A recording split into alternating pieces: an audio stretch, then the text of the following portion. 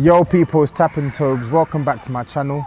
I'm here with a big exclusive. Well, it's not really exclusive because it's out now anyway, but listen, I told you I had a special guest this week and I had to bring my own twin brother to join me on this preview as well. As you can see on the backdrop, we're here to talk about Arsenal versus Spurs, the North London derby, aka one of the biggest derbies and probably the most important derby in the Premier League at the moment. But let me first introduce my brother Tosin. How you doing, man?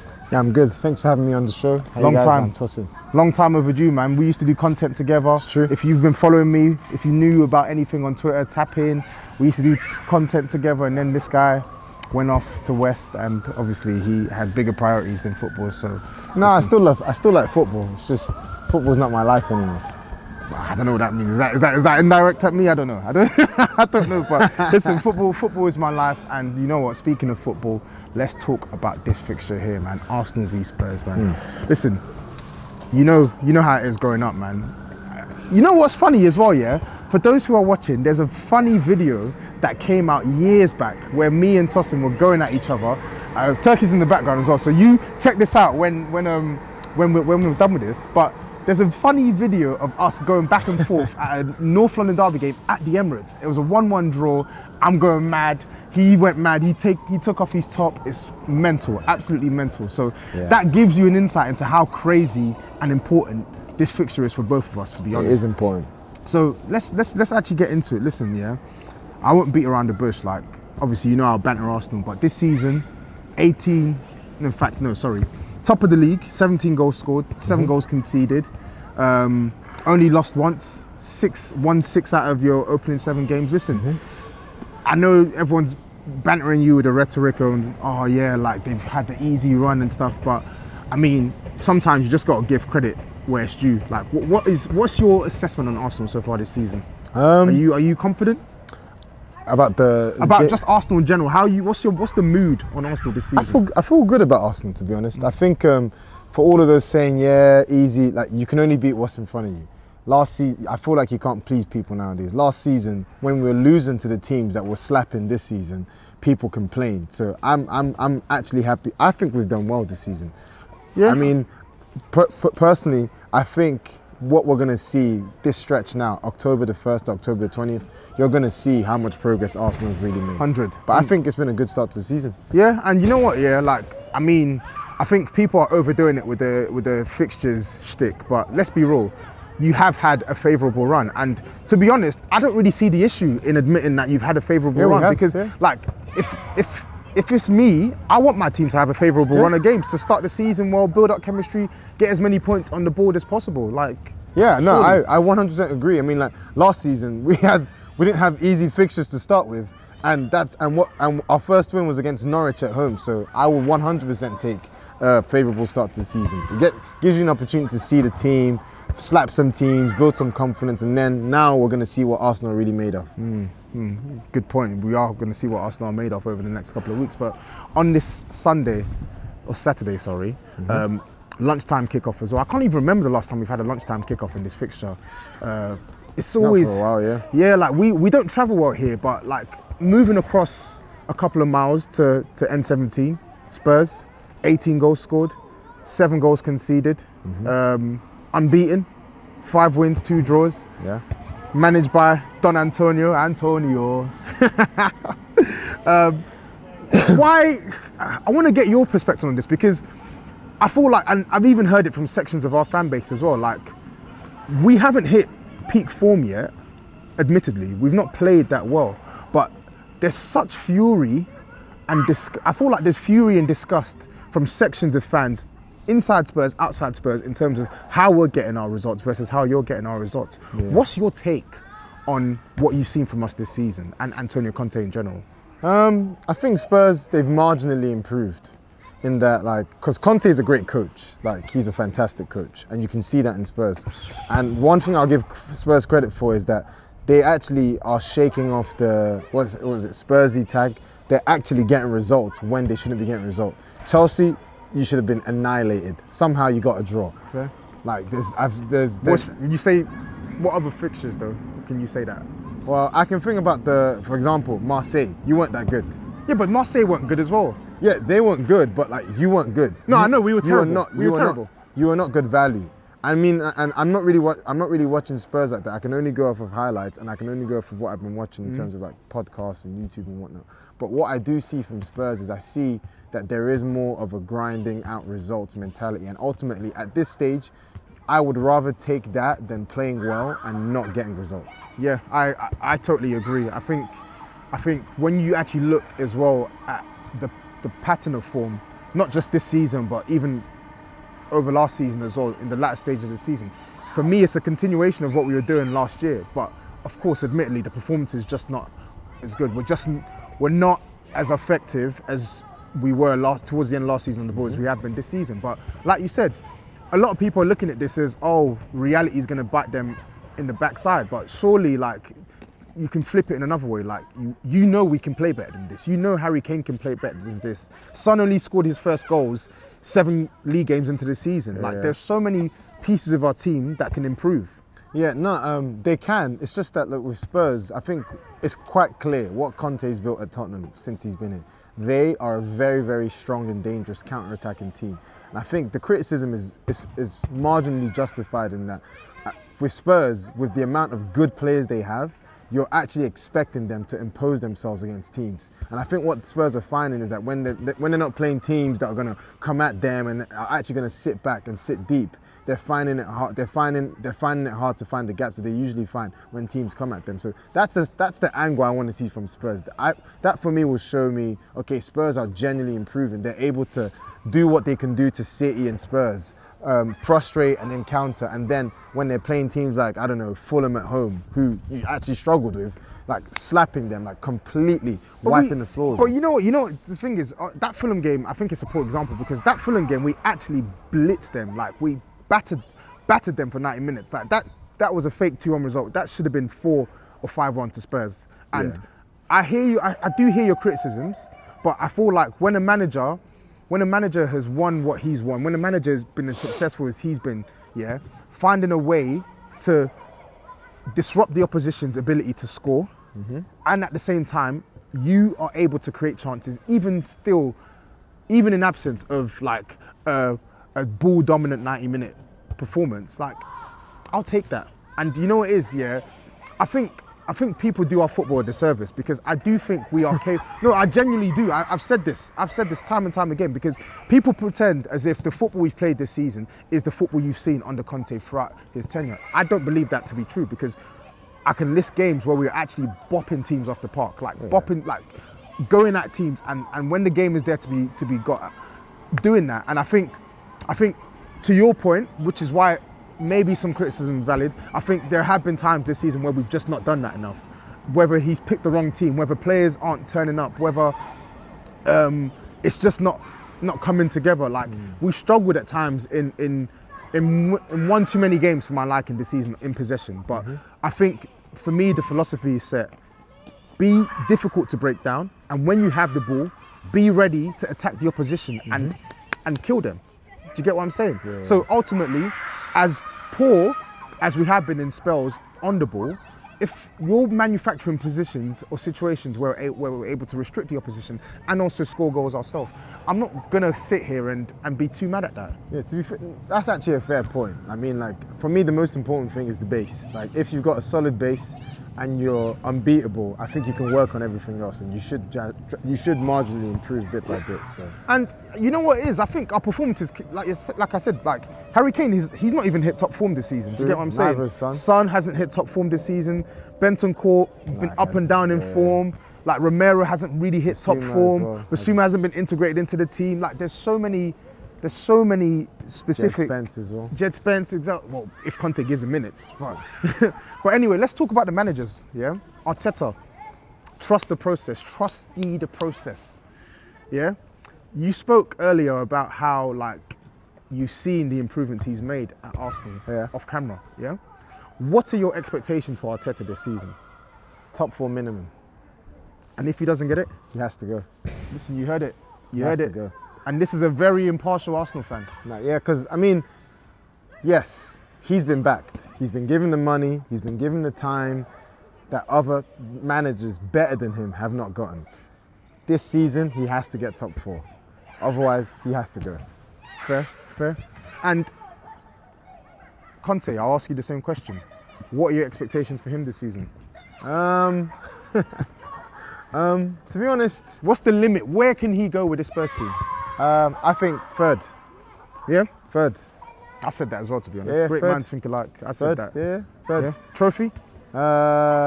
Cheeky, what is it? It's not called Carling Cup anymore. Carabao. Carabao. Yeah. Cheeky Carabao, yeah. Not maybe a cheeky FA. Nah. Maybe, we'll see. Like, cause Spurs, you know how they are in one-off games, man. Like, especially in, like FA Cup, you guys getting dumped out by, who was it, Middlesbrough last year? But then we can't really talk either, getting knocked out by Nottingham Forest. Yeah. So. Let's turn our attentions back onto this fixture, this upcoming fixture, Saturday midday kickoff. I don't know, I feel a bit uneasy at the fact that it's a midday, because we don't even play well here generally. And what annoys me is that we're coming here midday. We look quite sluggish midday kickoffs, and all the eyes are going to be on us as well. But what are you expecting from this fixture? Because I mean, recent years the home side normally dominates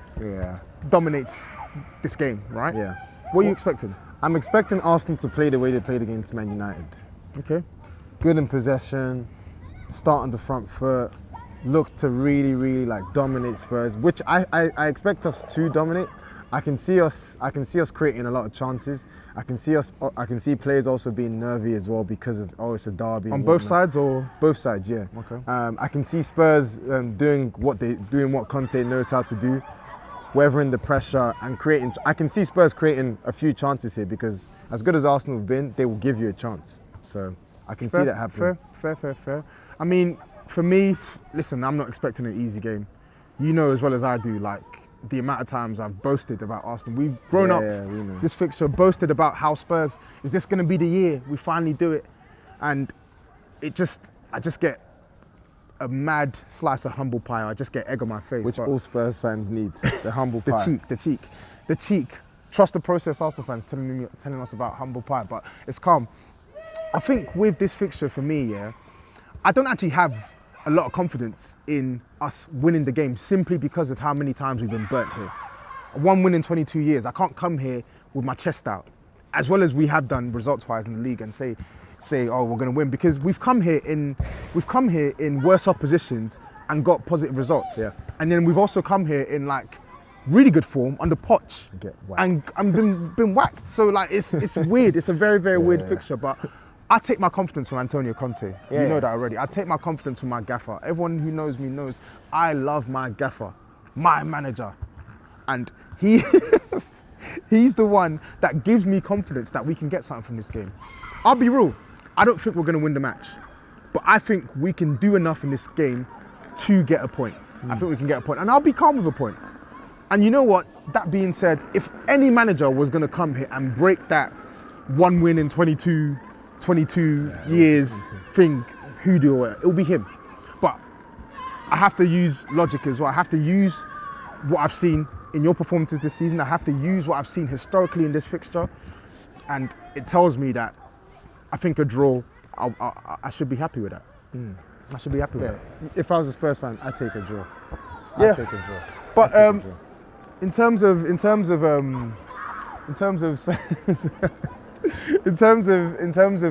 scoreline, then what are you going for? So I've said a draw. I'm going 2-1. 2-1 Arsenal. Right, you just jump straight out 2-1 Arsenal. 2-1 Arsenal. Who's scoring? That's a tough one. Is Odegaard going to turn up? Yeah, he's been turning up this season. You've not been has watching he? him. Yeah, a couple games he's been. He started off slow the first 2 games, but he's turning up. And if he doesn't turn up, Fabio Vieira is a baller. He looks good. An absolute baller. He looks good. You And know Saka's starting to pick up. I can see Saka and Jesus. You know what? Because that was going to be my next point after the score prediction. So, because Odegaard, you know what? I like Odegaard. I think he's a very good player. And annoyingly, he actually always plays well in this fixture. I remember that game under Jose. He played well last season. He played well against no midfield, but whatever. But this season, I actually wanted to ask you a question. I wanted to flip it. Yeah. If you're heading into this fixture, who from Tottenham's team gives you the most cause for concern? Like, and second of all, who do you think has been our best player this season? That's tough. Probably best player. Outside of Kane and Son. Best player. Oh, Dyer's been playing well. You think so? Dyer's been playing well. I think he was better. He was better last season. But this season he's been all right. Dyer's been playing well. I think. Actually, best player Højbjerg. Thank you. How do you say his name? Højbjerg. Pierre-Emile Højbjerg. Whatever his name. Thank you. He's been good. Thank you. He's actually real been, recognised. He's been Spurs' best player. You hear that, Sai? He's a good. Not Sai, because to be fair, Sai, It's a good midfielder. Yeah, he's been good. You hear that, Dave? You hear that, Yao? You hear that? He's been good. He's been their best player. And who would I take from Spurs? Did you say? No. Who do you think is going to cause the most issues outside of Kane and Son? Kulusevski, if he starts, because I hope KT starts because he's more defensive minded. But if he doesn't and Zinchenko plays, I think Kulusevski is going to move to him because Kulusevski is a baller, especially against an attack-minded left back like Zinchenko. It could be problematic. Fair. And you know what? He's going to be the topic of a couple final points we're going to touch on as well. So for me, on the flip side, I'm looking at the game. The obvious one, I think the best player this season for me has been Gabriel Jesus. I felt like there was some doubt from your fan base this summer. And I didn't really understand why. I legit don't know why. Baller. Like I know, like obviously he's not really hit like 20 goals a season, 25 goals a season in the league, but everything else he brings for how you want to play. That's literally 100%. Plug and play. 100%. Plug and play. Well, what's your thoughts on him this season? Jesus, phenomenal. Like for me, I mean, this may be a boast, but he's had world-class impact at Arsenal. World-class impact. Dangerous. I mean, you're overdoing it a little bit. No, he's had world-class impact. He's been class. Like for Arsenal, he's been absolutely sensational. And I like the fact that he gets to be the main man because he's actually showing people he can do that type of job in a Premier League team. For me, he's been world-class for Arsenal. So far, form-wise, I think he's been excellent. I think the one thing that I want to see more from Jesus this season is, can you be that guy to be more hungry for the goals? Like, can you start tucking away more chances? That's true. He's a bit profligate in front of goal sometimes. And don't get it twisted. He's been class, but that's what I want to see from him. You're the main man now. You've been given that trust. Go score like 17, 18 league goals, even more. He's going to do that this season. I can see him doing 18, 20 this season. Then the purchase will be justified. But I think for me, on the flip side, the question I asked you, I think for me, Saka and Jesus. So Jesus, best player, and I think the player that I feel like will cause problems, Saka and Jesus, I think. Easy. Martinelli, you know what? I know your fans have been doing a lot with him, and he's been great this season. But I actually think if Emerson Royale was to start defensively, I think he could do a decent job against Martinelli. And we got Romero on that side as well. So he could, but Martinelli's always a threat, regardless of what team he plays. He's always a threat. Okay. And last two quick-fire questions, and I'm not answering this one, but I have my thoughts. Saka or Kulusevski? Kulusevski. Yeah, I love Saka. Saka's I don't think it's fair. Family. Though. I don't really think it's fair. Like Saka's still developing, but why? They're like a year and a bit apart. It's true, but like it's different. Kulusevski's legit played for Juventus and he's played for Sweden national team. Saka, Arsenal have rinsed him. Yes, we have rinsed him, but like Kulusevski's ahead in terms of that top level experience.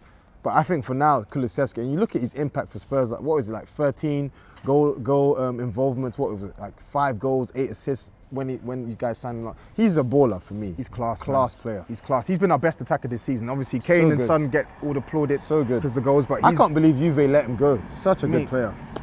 Listen, rule recognised rule. Good ball knowledge in the Adeshabin household. Real recognised rule. I'm telling you, Kulusevski, I told you last season. But I'm glad. I like that answer.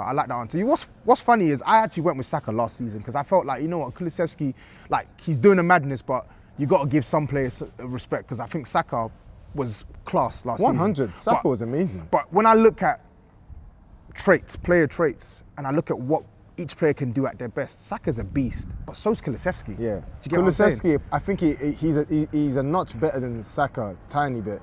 In terms of his final ball, he always is going to put something on the plate for someone. IQ. Saka, 60% of the times will put something on the plate, but Kulusevski maybe 85, 90%, he's putting something on the plate for someone. You know what is with Saka? I think it's his explosiveness. I think he's more explosive than Kulusevski. And I think even though Kulu's a good runner of the ball, good dribbler, Saka is just a cheat code when it comes to dribbling. He is. My last question.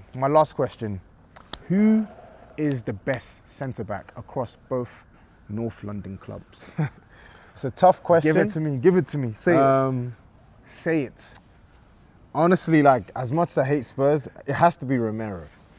Like, come on, man. You see? It has to be Impartial. Come on, thank you. Like, Saliba's been great for Arsenal. He's been sick. Gabriel is he can be suspect at times, but he's a good defender. Very good. Ben White, people can say what they want, but like, he's had a good impact at Arsenal. But I think they're all still developing. Romero is legit like a very good defender. Like, we're talking probably top 5 in the Premier League. Come on, man. Saliba and those guys, they will be, but like right now, Romero. Come on. Thank you. I'm glad you said that. I don't even think that's in dispute. I'm glad you said that. You would be surprised. Some fans think it is in dispute. Trust me. But you know what I will say? Since you gave me the answer I wanted, I'll give you. No, I'll give you this. I do think Arsenal's centre-back depth is way better than Spurs. Yeah, I think 100%. Gabriel. I think he's underrated by opposition fans. They look at 1-2 mistakes and don't look at the majority of performances where this guy is a colossus for Arsenal. Saliba has come in, excellent impact, and Ben White. I must admit, I still don't think he's worth 50 million, but bruh, I think he was really good for Arsenal last year. He's 100%. He's worth the money. 100%. All right, but for Arsenal, he's worth the money. All right, well. Listen, Tosin, it's been great having you here. Thank you. I think you said that you're trying to get into more content this season. Yeah, so for sure. Listen, on my channel, maybe on AFTV, maybe on Big Six. I don't know. Turkish is obviously trying to play some games, trying to see if he can get you on the Big Six just to F with me. Just don't put me near Ty. That guy will drive me nuts, man. Drive me nuts. But listen, folks, thank you for tuning in.